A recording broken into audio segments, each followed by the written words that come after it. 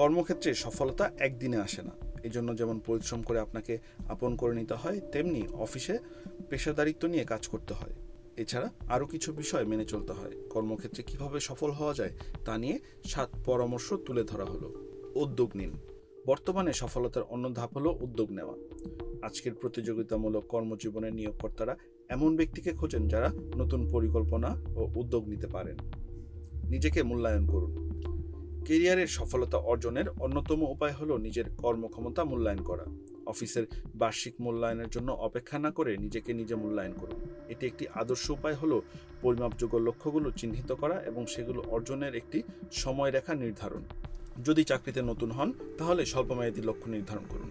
এই লক্ষ্য অর্জনে বিস্তারিত পরিকল্পনা তৈরি করুন। কাজগুলো সাপ্তাহিক বা দৈনিক হিসেবে ভাগ করে নিন। তারপর সপ্তাহের শেষে একটি ছোট ফর্ম পূরণ করুন। তাহলে বুঝতে পারবেন আপনি লক্ষ্যের দিকে এগিয়ে যাচ্ছেন কিনা বা আপনার কৌশল পরিবর্তন হবে কিনা। শেখার মানসিকতা। কর্মজীবনে সফল হতে গঠনমূলক প্রতিক্রিয়া গ্রহণ করতে হবে এবং নতুন কিছু শেখার মানসিকতা থাকতে হবে। আপনি কোন বিশ্ববিদ্যালয় থেকে স্নাতক করেছেন বা আপনার কোন গ্রেড রয়েছে তা কোনো ব্যাপার নয়। পেশাগত জীবন শিক্ষা প্রতিষ্ঠান থেকে একদমই আলাদা। বরং এখানে আপনি যা করছেন তা নিয়ে প্রতিদিন নানান প্রশ্নের সম্মুখীন হতে হবে। এসবকে পাত্তা না দিয়ে কর্তৃপক্ষের কাছে নিজের যোগ্যতা তুলে ধরুন এবং বুঝিয়ে দিন আপনি সবসময় নতুন জিনিস শিখতে ইচ্ছুক। চাহিদা অনুমান করুন। চাকরিতে সফল হতে হলে বস ও দলের কি প্রয়োজন তা আগেই ধারণা করার চেষ্টা করুন।